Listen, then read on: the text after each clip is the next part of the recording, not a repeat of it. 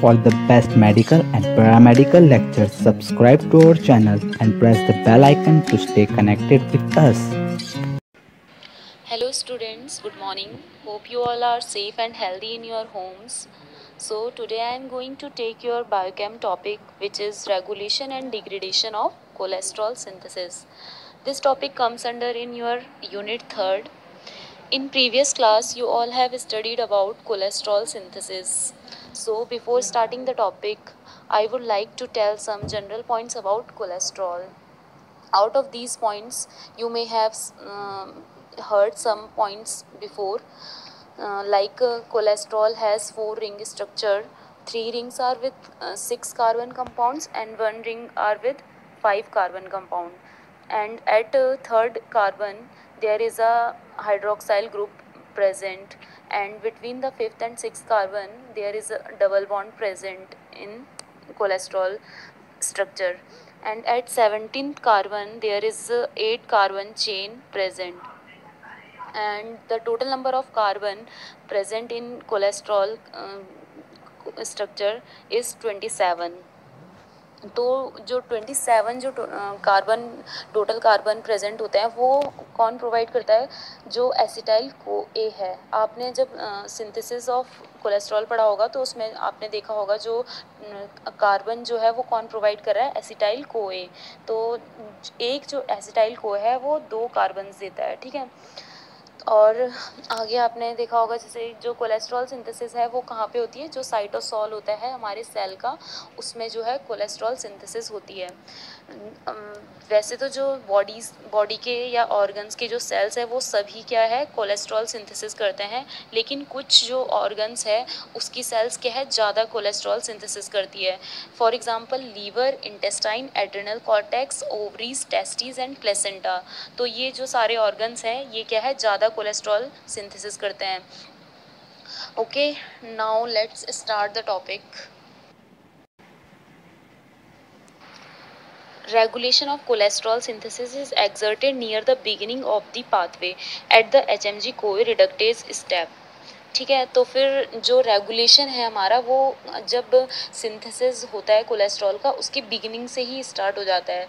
आपने देखा होगा जब कोलेस्ट्रॉल सिंथेसिस में वो वाला स्टेप होता है जहाँ पे क्या है? HMG कोए कन्वर्ट होता है हमारा मेवोलिनेट में इन द प्रेजेंस ऑफ HMG कोए रिडक्टेज. तो जो HMG कोए रिडक्टेज है वो हमारा क्या है? रेट लिमिटिंग एंजाइम है.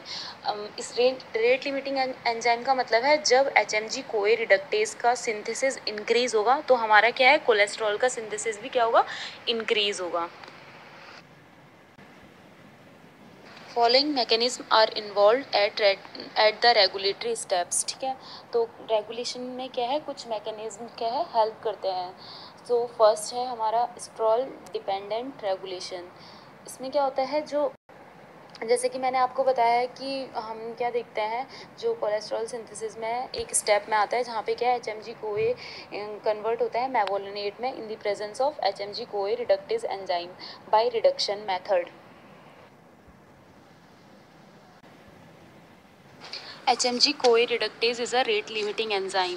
ठीक है. तो जैसे मैंने आपको पहले बताया कि HMG कोए रिडक्टेज क्या है? रेट लिमिटिंग एंजाइम है. इसका मतलब है कि जब HMG कोए रिडक्टेज एंजाइम की हम अमाउंट इंक्रीज़ करेंगे तो क्या होगा? इंक्रीज़ होगा कोलेस्ट्रॉल में भी. तो अब हम HMG कोए रिडक्टेज के एंजाइम का क्या है? हमें अमाउंट इंक्रीज़ करना है. और कभी भी किसी भी एंजाइम का जो है अमाउंट कैसे इंक्रीज़ होता है? जब उसमें क्या होती है? ट्रांसक्रिप्शन प्रोसेस होती है. तो ट्रांसक्रिप्शन प्रोसेस स्टार्ट होने के लिए हमारे पास क्या होना चाहिए? ट्रांसक्रिप्शन फैक्टर होना चाहिए. तो जो हमारा HMG कोए रिडक्टेज का जो ट्रांसक्रिप्शन फैक्टर है वो क्या है? SREBP2, stroll regulatory element binding protein 2.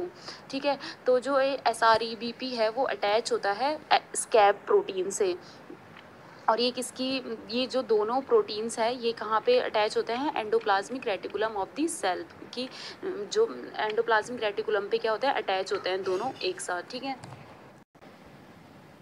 स्कैप protein always sense the cholesterol amount in this cell. ठीक है, तो स्कैप प्रोटीन क्या करता है, हमेशा सेल के अंदर कोलेस्ट्रॉल के अमाउंट को सेंस करता रहता है।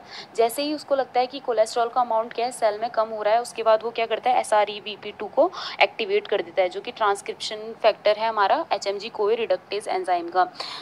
जैसे ही वो उसको एक्टिवेट कर देगा, उसके बाद वो दोनों एंडोप्लाज्मिक रेटिकुलम से डीअटैच होके गोल्जी एपरेटस से जाके अटैच हो जाते हैं। जैसे ही वो गोल्जी एपरेटस से अटैच होते हैं, उसके बाद क्या है, स्कैप और SREBP2 क्या है, एक दूसरे से क्या हो जाते हैं, डिफ्रेंशिएट, अलग हो जाते हैं। ठीक है, by increasing the production of HMG-CoA reductase enzyme the increase in cholesterol level occurs। ठीक है, तो जैसे मैंने आपको पहले ही बताया है कि HMG-CoA reductase क्या है, रेट लिमिटिंग एंजाइम है, तो अगर इंक्रीज़ होगा इसका तो कोलेस्ट्रॉल का भी इंक्रीज़ होगा। तो जैसे ही ट्रांसक्रिप्शन के बाद HMG-CoA reductase एंजाइम बनना स्टार्ट होगा, तो उसके बाद क्या है, इंक्रीज़ हो जाएगा हमारा कोलेस्ट्रॉल लेवल में भी बॉडी में। वैसे ही हम अगर दूसरी कंडीशन देखते हैं कि अगर की बॉडी में क्या है, कोलेस्ट्रॉल लेवल पहले से हाई है, तो फिर जो हमने बताया था कि जो स्कैप प्रोटीन है वो कोलेस्ट्रॉल को सेंस करता है बॉडी में, तो वो वैसे ही सेंस करेगा कि हाई लेवल है बॉडी में, तो वो क्या है, एंडोप्लाज्मिक रेटिकुलम से डीअटैच ही नहीं होगा। डीअटैच नहीं होगा तो जो SREBP2 प्रोटीन था वो वहाँ पे न्यूक्लियस में जाके DNA से अटैच नहीं होगा। तो इसके बाद जब वो डीअटैच ही नहीं होगा एंडोप्लाज्मिक रेटिकुलम से, तो जो आगे की प्रोसेस है वो कंटिन्यू नहीं होगी, तो HMG-CoA रिडक्टेज का फॉर्मेशन नहीं होगा, और फॉर्मेशन नहीं होगा तो फिर हमारा क्या है, कोलेस्ट्रॉल का लेवल क्या है, इंक्रीज़ भी नहीं होगा। Okay, now the second mechanism is steroid independent regulation. In this we don't need any steroid dependent protein, therefore its name is steroid independent regulation. If we have a low level of ATP, then our body doesn't make cholesterol, because जो एक molecule है cholesterol का, उसको बनाने के लिए हमें क्या है, 18 ATP की नीड होती है। तो अगर हमारी बॉडी में क्या है, इनफ ATP नहीं है, एनर्जी नहीं है, तो हम क्या है, कोलेस्ट्रॉल कैसे सिंथेसाइज करेंगे। जो जब हमारे बॉडी में क्या है, लो लेवल ऑफ ATP होता है, तो जो ATP प्रेजेंट होता है वो किस में कन्वर्ट हो जाता है, AMP में।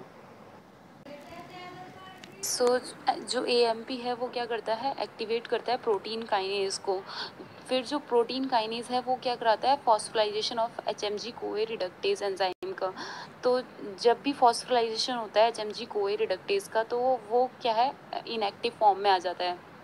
फिर जैसे ही वो इनएक्टिव फॉर्म में आएगा, तो उसके बाद क्या है, कोलेस्ट्रॉल फॉर्म नहीं करेगा वो, क्योंकि हमें पता है कि ये क्या है, रेट लिमिटिंग एंजाइम है। तो अगर HMG-CoA रिडक्टेज ही इनएक्टिव फॉर्म में कन्वर्ट हो जाएगा, तो उसके बाद की प्रोसेस क्या है, आगे कंटिन्यू नहीं होगी, और कंटिन्यू नहीं होगी तो क्या है, कोलेस्ट्रॉल फॉर्म नहीं होगा। फिर अनदर कंडीशन में क्या होगा हमारे पास, कि वैसे ही अगर हमारे पास क्या है, इनफ अमाउंट ऑफ ATP अगर हमारी बॉडी में प्रेजेंट है, तो फिर ATP क्या है, कन्वर्ट नहीं होगा AMP में। AMP में कन्वर्ट नहीं होगा तो प्रोटीन काइनेज नहीं बनेगा, प्रोटीन काइनेज नहीं बनेगा तो फॉस्फोराइलेशन भी नहीं होगा, फॉस्फोराइलेशन नहीं होगा तो फिर जो HMG-CoA रिडक्टेज एंजाइम है वो क्या है, इनएक्टिव फॉर्म में भी नहीं होगा, वो क्या होगा, एक्टिव फॉर्म में होगा। जब वो एक्टिव फॉर्म में होता है तो आप लोगों को मैंने आगे बताया कि वो क्या है, कोलेस्ट्रॉल सिंथेसिस करेगा। So third one is hormonal regulation. As we know, phosphorylation always decreases the activity of the HMG-CoA reductase, whereas dephosphorylation increases the activity. ठीक है, तो जैसे मैंने आपको भी पहले ही बताया था कि phosphorylation क्या करता है, HMG-CoA reductase को inactive form में convert करता है, और dephosphorylation क्या करता है, HMG-CoA reductase को active form में लाता है। तो इसमें हम मेनली 2 हार्मोन्स के बारे में बात करते हैं, इंसुलिन और ग्लूकागॉन। तो फर्स्ट इज इंसुलिन। इंसुलिन क्या करता है, फेवर करता है डीफॉस्फोराइलेशन को। डीफॉस्फोराइलेशन का मतलब है HMG-CoA रिडक्टेज को एक्टिव फॉर्म में लाता है। तो जैसे ही HMG-CoA रिडक्टेज एक्टिव फॉर्म में आएगा, तो वो क्या करेगा, कोलेस्ट्रॉल को बनाने में हेल्प करेगा। तो क्या होगा, इन कोलेस्ट्रॉल की सिंथेसिस इंक्रीज होगी। सेकंड है कि ग्लूकागॉन किस में फेवर करता है, फॉस्फोराइलेशन में।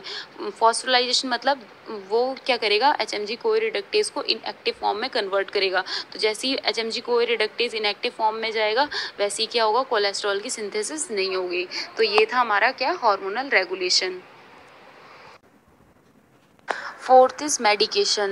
सो मेडिकेशन में हम स्टैटिन्स जो है वो मेनली यूज़ करते हैं कोलेस्ट्रॉल के लेवल को डिक्रीज़ करने के लिए बॉडी में, क्योंकि जो स्टैटिन्स है वो क्या होते हैं हमारे कॉम्पिटिटिव इनहिबिटर्स ऑफ एचएमजी कोए रिडक्टेज।